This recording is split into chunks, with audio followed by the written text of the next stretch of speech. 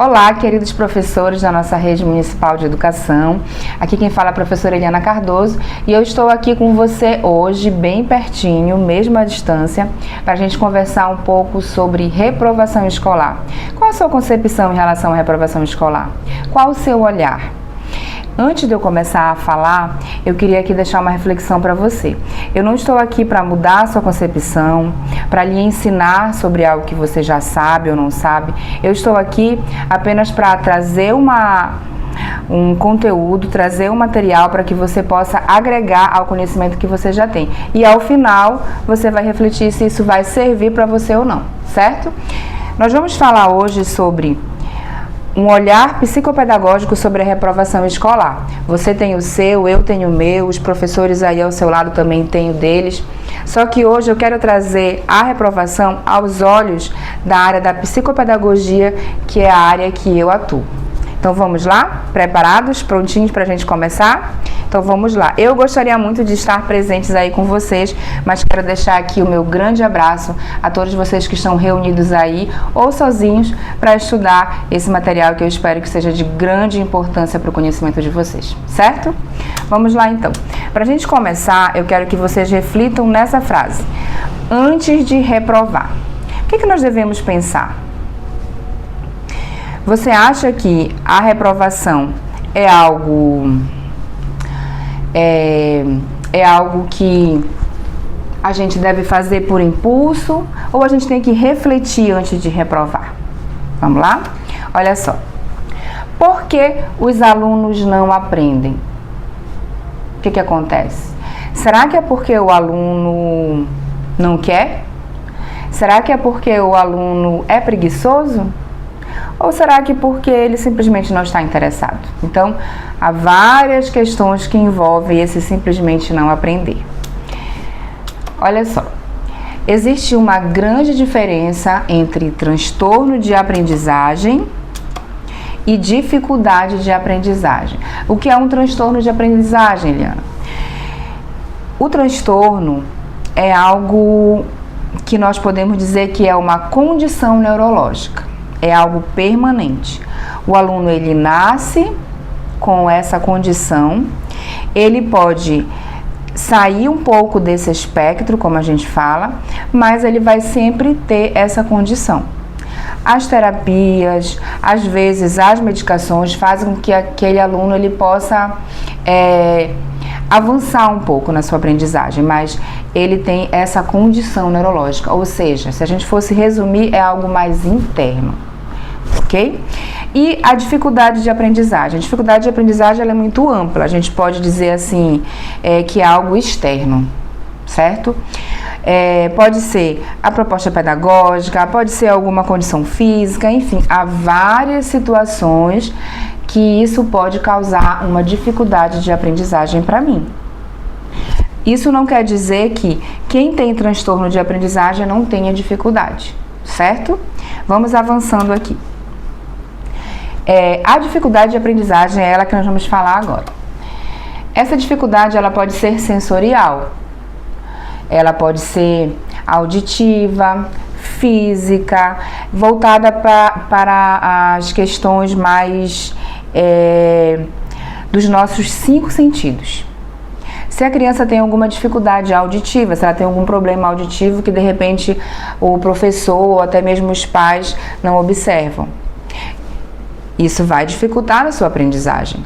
Se a criança tem alguma dificuldade física, isso vai influenciar na sua aprendizagem também. E aqui, a dificuldade de aprendizagem também ela pode ser física, por exemplo. Fome, dor de barriga, vai me causar uma dificuldade de aprendizagem. Eu não vou conseguir aprender, eu não vou conseguir assimilar a aula do professor, porque tem uma condição física que está me impedindo de aprender, certo? Conflitos familiares. Se o seu aluno estiver passando por alguma dificuldade em relação à sua família, de repente uma situação com os seus pais, com os seus irmãos, com alguém da família, ele não vai conseguir chegar na sala de aula e aprender, se concentrar e estudar, porque essa dificuldade na sua família está lhe impedindo de aprender, certo? Outra dificuldade, as condições sociais. Quando o aluno tem uma vulnerabilidade social, ele tem uma situação econômica que às vezes o impede de ter o material escolar, de ter o mínimo possível para a sua aprendizagem, isso também vai dificultar, certo? Eu estou aqui falando de uma forma mais resumida, dando 1 ou 2 exemplos, porque senão a gente vai se estender muito, ok? Comportamental. Hoje eu observo o seguinte: algumas pessoas, alguns educadores confundem muito a questão comportamental com a questão do transtorno de aprendizagem.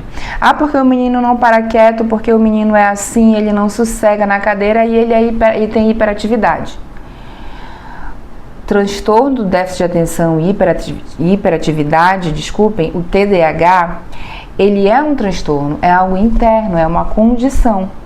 E o comportamento daquela criança, de repente de ser muito inquieta, de ser muito ativa, pode ser relacionado à sua personalidade, o ambiente que ele vive. Outro exemplo, a criança que tem acesso livre às telas, sem esse controle do tempo, isso vai influenciar também no seu comportamento. Ele vai ficar mais agitado, ele vai ficar mais impulsivo. Então, com certeza, o comportamento também vai influenciar na aprendizagem. Às vezes, a aula do professor, ela perde até mesmo... Ele perde o interesse pela aula do professor, porque estar com o celular, estar acessando outros conteúdos é mais interessante, não é mesmo? Quem não enfrenta essa dificuldade hoje? A proposta pedagógica também pode trazer dificuldades de aprendizagem. Se a proposta pedagógica não for interessante, se ela não for bem planejada, se ela não for organizada de uma forma intencional, também vai causar dificuldade de aprendizagem. Eu sempre falo que quem não planeja está planejando fracassar. Então nós precisamos planejar muito bem, pensar muito bem na proposta pedagógica da nossa sala de aula e da nossa escola. Só um momentinho.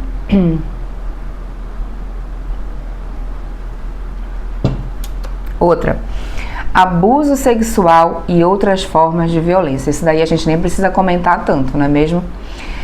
Se esse aluno ou essa aluna estiver passando por abuso sexual e qualquer uma outra forma de violência, ele não vai conseguir aprender.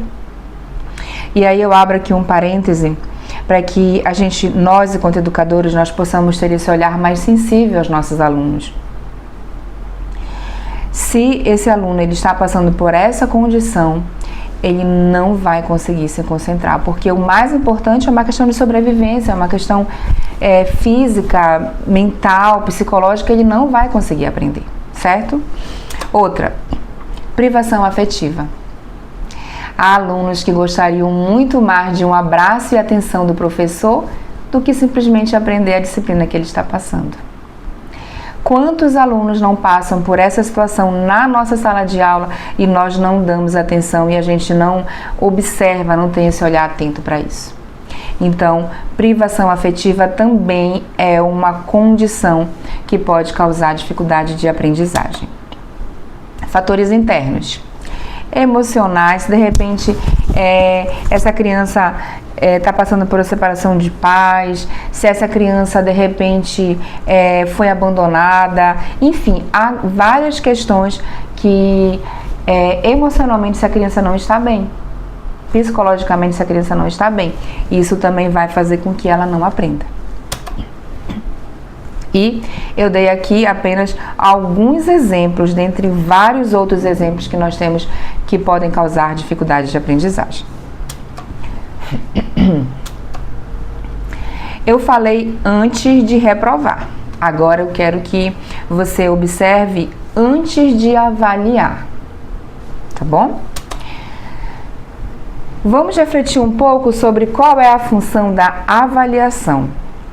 O que é que você pensa, o que é que você entende que é a avaliação? Você concorda que avaliar é corrigir o percurso? eu elaboro a minha proposta pedagógica. Ela está prontinha, saiu do forno, maravilhosa, eu estou empolgadíssima para aplicar. E eu aplico, eu organizo e eu vou preparar a minha avaliação. Apliquei a minha avaliação.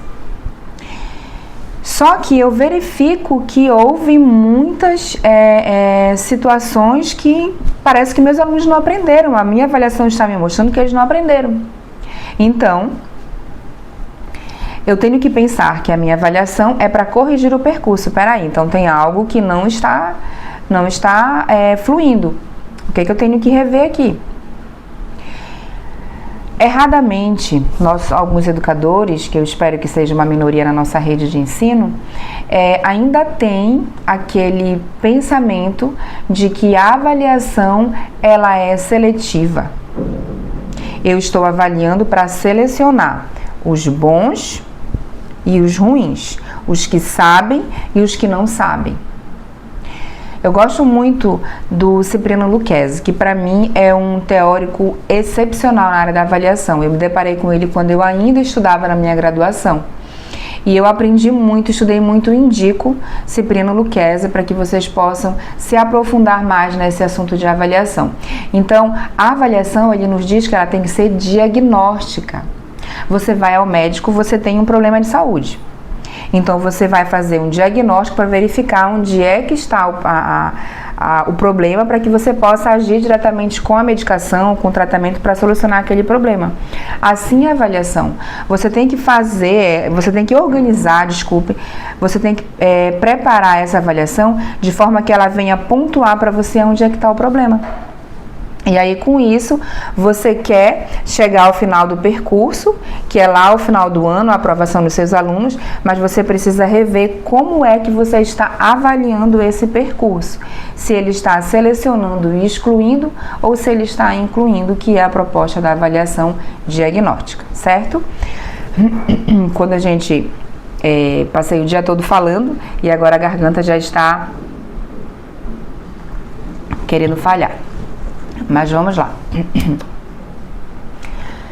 Alguns problemas em relação à aprovação. Primeiro, a reprovação é a negação desse processo que eu falei para vocês agora, que avaliar e corrigir o processo. Então, se eu reprovo, eu estou negando esse processo. Eu não estou indo até o final. Qual é o objetivo final? É meu aluno passar? Não. É meu aluno ser aprovado? Não. É que meu aluno aprenda. Então, a reprovação, quando eu reprovo, eu estou negando que esse processo aconteça. Eu estou negando que a aprendizagem, ela de fato aconteça, certo? Segundo, a corda arrebenta sempre para o lado do mais fraco. Eu sei que você tem a sua visão ético-política. Eu sei que você tem o seu olhar para essas questões. Então, nós, dentro da nossa área da educação, nós temos um sistema que nos rege. Esse sistema começa bem aqui. Nós temos leis, nós temos projetos, nós temos a nossa Secretaria de Educação, nós temos ali todo um sistema para chegar até aqui no nosso aluno, até aqui na ponta, certo? A falha às vezes está aqui ou aqui. Só que o que acontece? A corda vai arrebentar para o lado do mais fraco. Quem é o mais fraco? O aluno. Então, o que é que nós fazemos quando acontece isso? A culpa é dele. A culpa é dele porque ele não aprendeu. A culpa é dele porque ele não quer saber de aprender, porque ele não se interessa. E pode estar acontecendo todos aqueles fatores lá que eu falei em relação à dificuldade de aprendizagem. Só que ele é o prejudicado nesse processo. Terceiro, a reprovação não é estratégia pedagógica. Se eu reprovo, é porque eu estou falhando na minha estratégia pedagógica. Eu não posso culpar o aluno porque ele não aprende e porque ele não consegue ser aprovado. A reprovação não é estratégia pedagógica. Grave isso. Quarto, a reprovação é castigo por não estudar. Raciocina comigo. o aluno se prepara, o aluno se organiza, o aluno se esforça, estuda o ano todo e quando chega no final do ano, porque ele falhou nisso aqui, ele vai ficar reprovado. Então, é como se fosse, a reprovação ela é vista nesse caso como se ela fosse um castigo. Você não estudou, então por isso você vai voltar tudo novamente. E esse é o teu castigo. Você está reprovado. Quinta, a visão quantitativa da aprendizagem. Quem já leu, quem já estudou Paulo Freire, sabe do que eu vou falar agora. Ele tem um conceito que é a educação bancária. Ele diz que nós, educadores, temos o péssimo hábito de ir lá e depositar no aluno. Todo dia um conteúdo novo. Todo dia uma orientação nova. E o aluno vai acumulando, vai acumulando, vai acumulando. E quando chega no final do ano, é como se o aluno tivesse lá a sua gaveta e ele puxasse essa gaveta e tá aqui, ó. Todo o depósito que você, professor, fez, eu estou lhe devolvendo todo aquele conteúdo que você me repassou durante todo o ano. Então, ele classifica isso como educação bancária. Eu deposito e eu vou lá e depois faço o saque.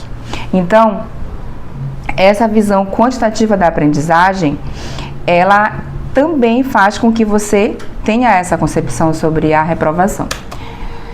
Sexto, falta de visão ético-política da reprovação escolar. Como eu falei agora há pouco, cada um tem uma visão, cada um tem o seu olhar para essa questão ético-política.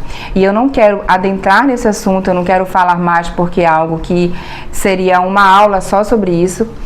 E eu vou deixar aqui para você a indicação desse livro, Reprovação Escolar, Renúncia à Educação, do Vitor Paro. Então, a gente precisa entender um pouco do nosso contexto econômico, social e político para que a gente possa ter um olhar sobre a reprovação, certo? Então, nós vamos deixar aqui disponível para você esse livro, tá? Junto com esse material que você também vai ter acesso, certo? Sétimo, reprovação escolar não combina com inclusão. Então, eu nem vou aqui falar mais, porque se você exclui, você não está trabalhando a inclusão escolar. Então, reprovação escolar, ela não combina com inclusão, porque você está excluindo, certo? Mais um pouquinho de água. Mais um pouquinho de suco para hidratar também. Tá geladinho. E aqui, como vocês viram, eu falei o sétimo. E eu vou falar aqui bem grande, que vai ser o último. Prejuízos afetivos e emocionais da reprovação. Por que que eu deixei esse último aqui separado? Dei uma cor diferente e ele tá um pouquinho maior. Para dar ênfase nos prejuízos afetivos e emocionais que nós, enquanto educadores, podemos causar em nossos alunos com a reprovação. Então, eu quero que você reflita nesse assunto aqui. Não que você esqueça e não atente para os outros, mas esse aqui é algo que eu quero que você preste bastante atenção. Primeiro, a reprovação, ela interfere na autoestima. Vamos imaginar esse aluno, se ele já tem uma predisposição genética para ter uma baixa autoestima, se esse aluno ele já está passando por algumas condições que faz com que isso interfira na sua autoestima, ele estudou o ano todo, ele tem dificuldade de aprendizagem, de repente ele pode ter passado por um abuso sexual ou outro tipo de violência que o professor não identificou, ele está passando por separação de pais, ele está passando por abandono, ele está passando por N situações. Ele se esforçou, ele deu o melhor e quando chegou no final do ano, ele foi reprovado. Isso vai ou não vai interferir na autoestima daquele aluno? Será que ele vai ter interesse novamente para que no ano seguinte ele possa estudar novamente? Será que ele vai se sentir capaz? Vamos para o próximo. Depressão e ansiedade. Também é um dos fatores emocionais que podem ser afetados em relação à reprovação escolar. Se esse aluno ele já tem essa predisposição, como eu falei agora há pouco, ele já tem essa dificuldade, com certeza a depressão e a ansiedade também serão aí, ó, a reprovação será apenas um gatilho para que isso possa se desenvolver e possa, quem sabe, se agravar. Outro, sensação de impotência. Eu já falei um pouquinho aqui quando interfere na autoestima. Imaginem essa criança que foi vítima de um sistema, que está passando por dificuldades e ela não é aprovada no final do ano. Todos os coleguinhas passam, todos os coleguinhas são os melhores, né? São vistos como os melhores porque foram aprovados e passaram. E esse aluno não conseguiu o que ele tanto almejava. Então, a sensação de impotência, de se sentir incapaz, eu não consigo, eu não dou conta, isso faz com que ele fique ainda se sentindo menos impotente, certo? Caráter depreciativo. É algo também que a gente tem que refletir. Ele vai se achar o pior dos alunos da escola, não somente da sala de aula. E ele vai pensar que ele não pode, que ele não consegue, que ele prefere ir fazer outra coisa e não estudar. De repente, parar de estudar e fazer uma outra atividade porque ele se sente incapaz. Outro. E para a gente finalizar, que eu tentei ser o mais breve possível, eu tentei não demorar, porque eu sei que quando a gente está ali interagindo e falando é uma coisa, mas quando a gente está aqui à distância, talvez vocês não consigam ouvir tanto tempo. Então eu tentei ser a mais breve possível, para que vocês possam refletir um pouquinho. Olha só, para que a gente finalize, eu quero deixar, não sei se você consegue enxergar essa imagem daí, mas ela vai ficar disponibilizada. Prestem atenção nessa imagem aqui, ó. Bom, vamos fazer uma seleção justa com uma única tarefa. Subam naquela árvore. E aqui nós temos vários animais. Quem aqui vai ser privilegiado nessa seleção justa que o nosso professor está propondo? Quem é o óbvio aí? Lógico que esse animalzinho bem aqui. Será que esse peixinho aqui vai conseguir? Isso é apenas para a gente refletir. Eu, enquanto professor, enquanto educador, de que forma eu estou elaborando e preparando as minhas avaliações? Será que elas estão sendo, como nós falamos agora, baseado no Cipriano Lucchesi, será que elas estão sendo diagnósticas ou elas estão sendo seletivas e excludentes? Porque é muito simples, é muito fácil eu julgar. Meu aluno não consegue, ele não sabe e ele não quer. Mas será que quem tem que ser avaliado primeiro não é a minha proposta pedagógica, não é a minha forma de avaliar, não é a forma como eu estou trabalhando? Eu não estou aqui sendo extremista, por favor, não me interpretem mal. Eu estou trazendo para vocês uma reflexão em relação a essas situações que eu mostrei agora, a essa dificuldade de aprendizagem que pode acontecer, ao transtorno de aprendizagem que é mais visível, né? Quando você observa e percebe que o seu aluno ele não está conseguindo aprender, a primeira coisa que a gente fala é porque o aluno ele tem algum transtorno, certo? Então isso tem que ser avaliado, tem que ser verificado. Mas aquilo que é mais intrínseco, aquilo que não está ali mais exposto, será que isso também não está sendo uma forma que esse aluno não está conseguindo aprender? Então eu finalizo com essa reflexão para que nós possamos repensar um pouco sobre as nossas práticas. Será que eu estou incluindo ou excluindo? Será que eu estou avaliando para incluir ou para excluir? Então eu deixo aqui para vocês essa reflexão. Como eu falei, eu volto a minha fala no início, que eu não queria aqui apresentar para vocês algo pontual, algo de uma forma até extremista, mas eu quero deixar para vocês essa reflexão para que ela venha agregar aos conhecimentos de vocês e que na hora de vocês avaliarem ou reprovarem, levem essas questões em consideração, certo?